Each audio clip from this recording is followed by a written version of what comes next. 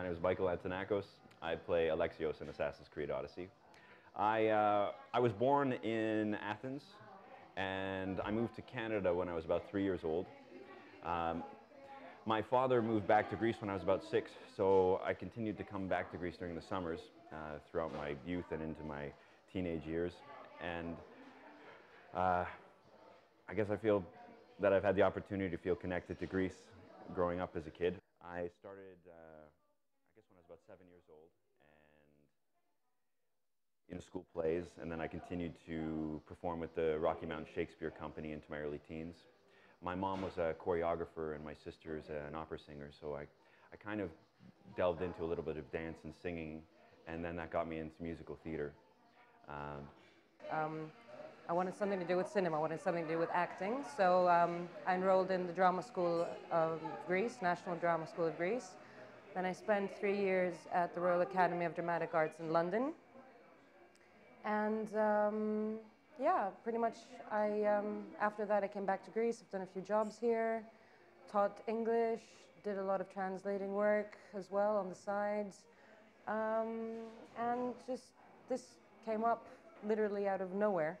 I had done a bit of work on Origins, a few characters in Origins, and my agent calls me up one day and says basically that they would also like to see you for another project that they're developing. And 3 auditions later, after Athens, London, and Quebec. That's where we met.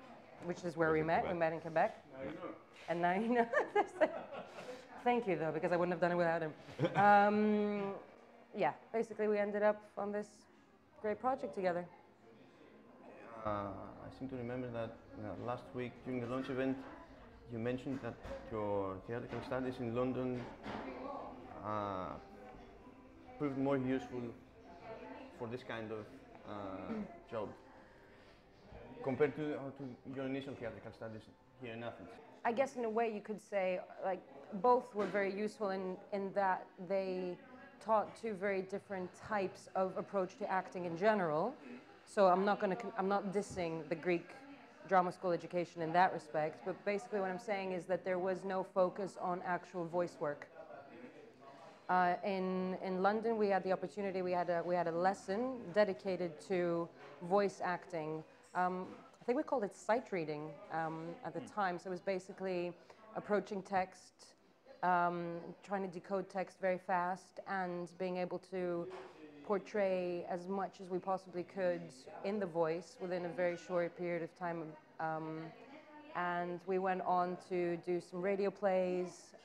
There were some competitions with the BBC, I think. And it was... I'm not trying to trap you into dissing any discipline of the two. I just suspected myself that it stands to reason for your London studies to be more fruitful, in a way, in this regard. As it's a cultural thing, they do way more radio dramas.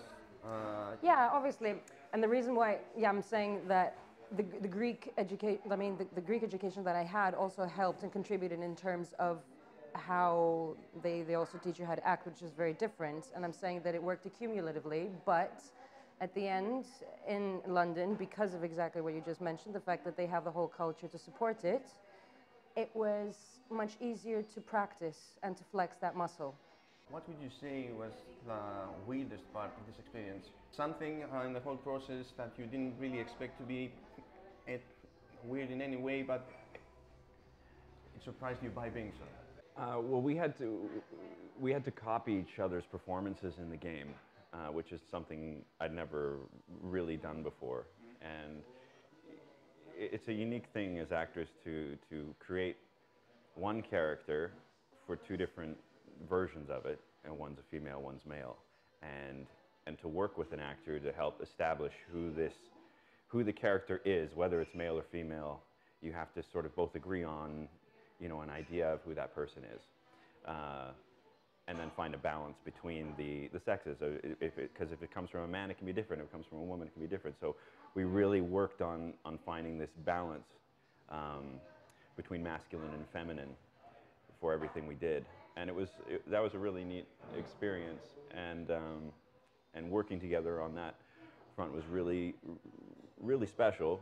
We got along very well, and we were both willing to contribute and willing to be open and take critiques from each other to help get the best performance. It's a weird thing to have to watch someone and then go like, okay, and give them a note and hope they don't get their ego affected by it, and then they get up and do it again, and then you have to step up and sort of do your own version, but the same way that they did. And that was a really neat, it was weird. It was weird, but we did it very well. Yeah, I mean, I think what was weird about it was the fact that in and of itself, basically, you know, that we had to do that, but how we ended up doing it and how it turned out was not at all. Yeah. But the fact that it was the prerequisite was the weird element, I think. Like, we had to fit in the same timing, the same blocking moments, the same, everything had to the acting had to match, because they're creating all the shots and everything to be the same, and we have to fill it in.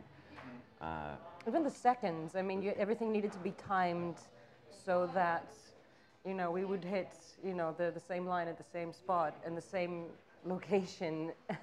You know, it was interesting. Yeah, and we expected to take many takes to get there. And I think everyone did. Yeah, we did, didn't we? We all expected it would take many takes to do it. But for some reason, I think it was because we did a lot of, you and I prepped a lot before we got to, you know, rolling action on the day. We did do a homework all the time together. And so we sometimes got it in one take. And majority was 2 takes. And pushing it sometimes was 3. And it was fascinating, because everyone was always surprised, even us.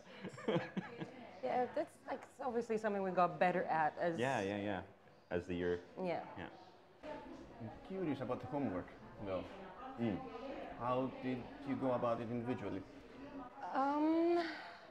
It depends. Everyone has their process, so... Obviously, that's yes, to begin with, but it also, I think, depends on which bit. So the cinematics, I think, would have required a different kind of homework, and then the VO bulk would have required something very different. Cinematics were always much easier, correct me if I'm wrong, please feel free to just step in, cinematics were always a bit easier because it was much less than the VO, script-wise. Yeah. So we had maybe 3 or 4 scenes of maybe 3 pages each per shoot, there were on average. Smaller sections of stuff we would be shooting. Like, give it a difference. She's saying we have 3 scenes, or 4 or 5 scenes to shoot all week. Maybe 10 the most we had on, but they were broken up and they weren't very long. And we had time to prepare them, to break down the intention and the subtext and who we're meeting, and I think and the blocking, and we had to work a lot on that, basically. So it was, so what did you think of this scene? So what you know, we had to basically decide on a common-ish approach, because obviously we're portraying the same character, so we both needed to agree to a big extent on what it was that we were bringing, and how the scene would feel. We would, individually, I would just break down the script on my own. I think you'd break down the script on your own, and then when we met up to shoot in Toronto, we would sit down at the hotel usually before we got to rehearsal. We would compare what we both had decided about the scene. Sometimes it was actually a little different than what I think the writer's intention might have been, and so we had to make a decision. Okay. Can we bring this to the writers and ask what they think, if they like the way we're approaching it, because of how we saw it. And they were very receptive when we did do that. I mean, on the very, very, very few occasions that we actually ended up saying, you know, bringing an idea to the table the next day in the room, they were very open. Yeah, they were good that way. It was really nice. And so from there, we would just continue to work at it. And once it was on the stage and one of us was going first and the other one would follow, and we'd be watching and literally helping each other, critique each other, and then fixing it. Take 1, take 2, and then we'd switch. VO was a bit different. VO didn't actually, because there was so much in terms of script. When she means so much in terms of script. I mean a lot in terms of script. Every week you get about a 200 400. One time we got a 900-page script. I didn't even remember that. You mentioned it the other day. I did not even remember that. Yeah, I do. I looked at it, was like, wow. And so every week you get these 200-page scripts. Let's just start there. 200-page script. That's a movie. That's one movie. Yeah. That's a big movie. And then for the movie, you usually have a lot of time to prep for it, but... Yeah, months. If you're on a feature, you would And this was, everything needed to be condensed within 1 week.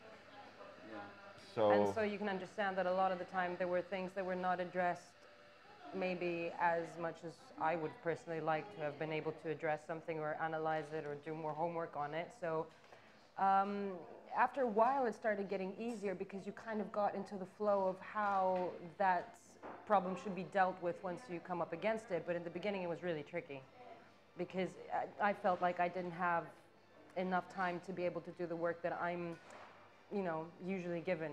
But then again, it's a very different medium, voiceover for a video game. So, I mean, I think it's part of the process as well. You need to be able to do that. Yeah, you've got to pick it up quick. It was To just an challenging extent. because you would only have enough time to read it. Yeah. That's about it. You have enough time to like read it once, and then you're recording. And so to do real homework and to break it down and then to go into a room all by yourself, and it's all chopped up, and then you go in different paths and directions. Sometimes you might go over here, and then 10 minutes later come back to the other choice. So having to keep all of these things in your head. I've actually found that much harder, to be honest, Yeah. than, you know, because I think that the prep time, you do actually get used to it a bit. So fine, you're like, okay, I'm gonna have to, reading is gonna have to suffice, Yep. and you figure out a way to do that. But the bit of bouncing back and forth is actually very tricky in order to figure, because it's such a big arc, it's such a big story arc. So, and understanding exactly where you are as well, and when there are lines that you have to re-record, it was tricky. Yeah, you might finish the choice wheel way over here, and then you'll have to come back to the conversation way back when, at the beginning, and then make choices in a different direction. But you can't remember exactly how you started that conversation. Yeah. And yet you have to reacclimate yourself. And you're not talking to anyone, so Yeah. it's all in your head. And that was one of the biggest obstacles I found, was that. Yeah. To keep that honest and sincere and try to know how to navigate each change of a question and each choice pattern and it's open world, so your destiny is unknown, and that's a really different obstacle to deal with, other than like a film where you know the pattern of this character is going to go this way. Well, they might not. They might go this way. So yeah, that was very neat. So I suppose this kind of challenge was a novelty to you too as well, as this was, correct me if I'm wrong, your first game production at this scale? I think so, yes. I think it is. Yeah. It all makes sense. It's part of the idiosyncrasies of video game production. It's very dynamic, very modular, very ad hoc at times. So I suppose this messes up with your usual processes. But it's part of the fun. Part of it's the very fun. fun. It's a great lesson. I've taken a lot from it. It actually makes you more, you know, You're not so precious. you can actually, no, but you pick up new skills and you learn how Yeah. to deal with that Oh, now. yeah. That's why I'm saying that after a Yeah. while, I was like, okay, fine, this is what we're dealing with. Let's make this work. Let's make this work. And then eventually, by the end of it, it's all worked out for the best. You get crafty at it. You start seeing how things can move and yeah. I mean, I've learned more on this game, I think, Yeah. than I have on anything in a very long time. It's a school in itself. It was a school in itself. You said that at times you had the chance to provide feedback to the script writers and make adjustments one way or the other. How far did that go? It's an interesting thing, because sometimes I've experienced that people like things, and that's the way it is. We want it like this. And so approaching that in the beginning was an uncertain thing. Like how will we be received when we bring our notes to the table and see it this way? And they were open to listening, and then we talked through it and once they understood where our side of it was coming from, they were very receptive to adjusting. And I think it was a good move on them. Yeah. We wanted to continue to keep the characters as honest and sincere as possible, and to the culture as well. So, you know, we brought a lot more humor, I think, in the beginning, and it continued to be received well. And we really wanted to continue that flow of humor, because Greeks can be really funny, even when they're sarcastic or bitter. There's some humor involved, and so we're like, this needs a bit of humor, and it's in the language, it's in the flow, and the way it colors. So the accents really helped. Once you threw an accent on, it changed the way it was delivered, than the way it was written. Yeah. That's also kind of funny, because you had to use accents you clearly don't use in everyday life when speaking English. How do you wrap your head around that? It's like doing something completely out of your norm. Accents are fun. I love accents. Accents are great Yeah. fun. And also find that sometimes when you speak in an accent, you discover this whole chunk of vocabulary that you had completely forgotten that you had, which is stored probably somewhere else in your brain. All of a sudden, oh, that word. I haven't used that word in months and years. Everything's just unlocked when you use a different accent, which, you know, I find it very, very enjoyable. Once you put on an accent, it changes so much about you. Everything, different personality, different persona, different physicality, Yeah, everything different posture, changes when you different put on an gestures. accent. Yeah, it's really neat. I've been fortunate enough to do accents for many different things, and I find it fascinating how you just change by throwing on an accent. It makes you more regal. It makes you more just by doing a British Yes, accent. I'm just showing off now. It's simple, and it makes you, but it changes you just in who you are. So that's like and then when you do the Greek accent, it makes it fun. It makes it all has a different thing. And You went a bit Earl Jones there somewhere. did I? With the R, yeah. You tapped into that one. So for me, once I find a voice and I settle into it, it brings the character through me alive, I find. As for the change in direction in the brand of humor there is in the game, I would take it that that's wholly was wholly up to you, or partly because of you. I don't know.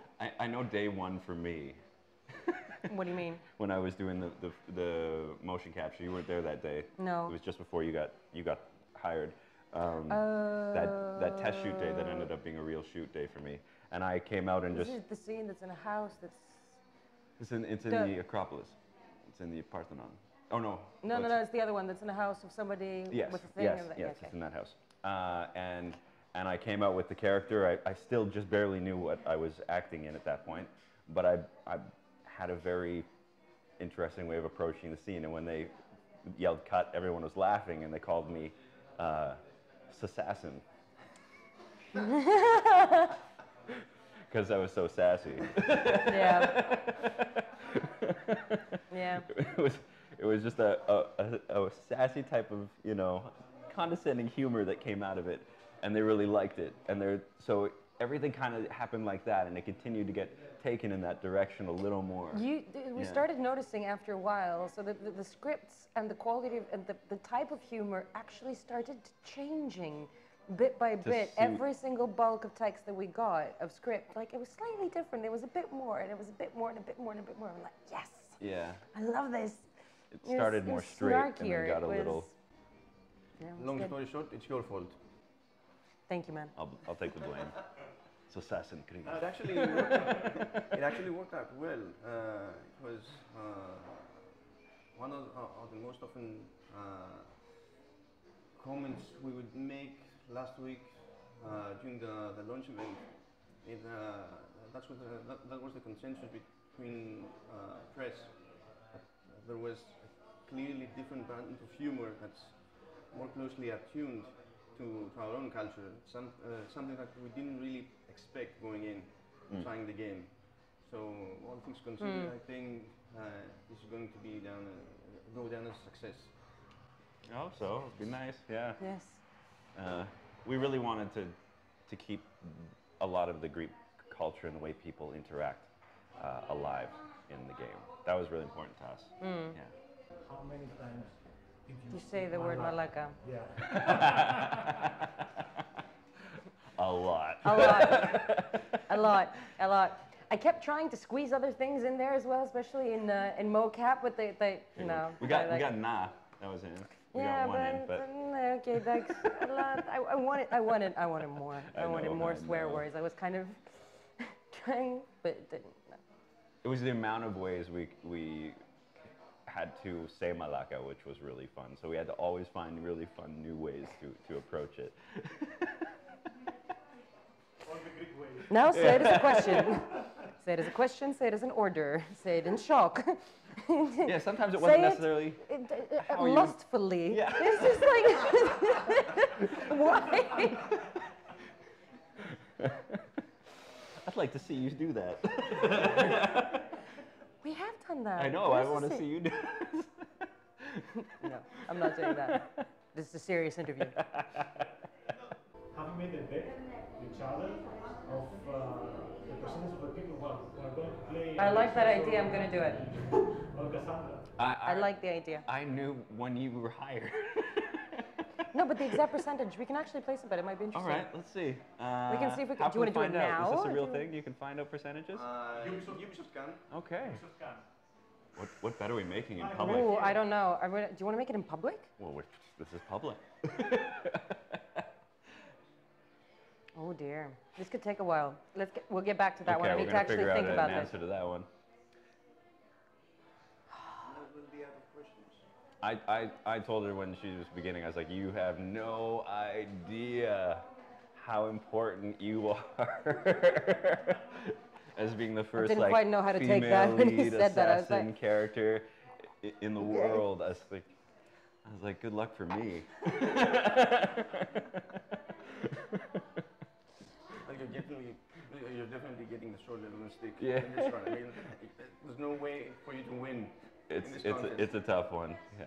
But did you get the chance to personally work with Lydia Andrew at any point? Yeah. Lydia? Yeah, Lydia yeah. Andrew, the audio Yeah. director, the game's audio director. Yeah. At the very beginning, she was Oh. the most amazing person to have in an audition because she was, I don't know really how to describe it. She took up all the roles of somebody who would mediate, somebody who would soften, somebody who would take care of you, somebody who would give you the direction that you needed exactly the way that you needed to hear it. And she just removed all element of stress throughout the initial audition. And she was absolutely wonderful. Give you an example. Some casting experience I have, you come in, you walk in a room, it's very cold, you say your name to a camera, and then a reader starts acting with you. And then you're done, they say thank you, bye. It can be a very stressful situation for actors to be able to just stay strong and grounded and do their thing and walk out and feel confident. So when I went to my first audition or callback with Lydia in Toronto, she brought me in, she talked with me, she had a couple other people there, Caroline and Marc-André, and she introduced me, we talked, they wanted to know a bit about me, we got into a place of relaxation, she settled in with us, she asked me about, questions about me, and then we talked about the scene and the character, and then when we got another actor to come in, it was very, very compassionate towards actors and being there for them. Yeah. And that's rare. And she was a gem and a pleasure to audition with. And she was like that for the rest of the period as we began the game, helping us make us feel comfortable. So to round things up, what would you say will most probably stay with you after this? Stuck with you. Yeah. Friendship. Friendship. Our friendship. Yeah. Yeah. That was just a really unexpected thing. Yeah. You usually work on a job, you make friends, and we're friends. Yeah. It's life friends. It's great. Maybe you really are the same character. There are a lot of similarities Yeah. actually. I went home and told my wife, I was like, I met the female version of myself. It is weird. It is weird. It is very, very weird. Yeah, But it's like it's getting to the point where it's like family now. yeah. So, Basically, this is what we're gonna take away. I'm gonna take away for like a very long time. This is like a life thing that you kind of take away, basically. Yeah. Apart from all jokes aside and everything that's game related to the side, this is something really important that It's a we're real taking away tangible now. thing we will, yeah. In terms of the game, God, the experience, the like, it's not even done yet. Yeah. So I have no idea what's gonna happen in the next few weeks because the launch is, what, a next week Not from another now? week, Yeah. yeah. So that's a completely different chapter. So Yeah, it's unique. It's let's see what happens. the knowledge and skills I feel like I've gathered. I think you have too in this process over the last year and a half. I'll take that away, and it's only going to be a benefit as our careers continue and we continue to work on other projects. I feel like my toolkit is it has been filled with a lot of useful things Yeah. that can only improve us as performers and artists. any thoughts creeping in about focusing your work more towards gaming for any reason? I love video games. I've been doing them for 15 years now, so I'll continue doing it as long as I can. Motion capture is one of my favorite things to do, so if I can continue that, I will. Yeah. I'd love to.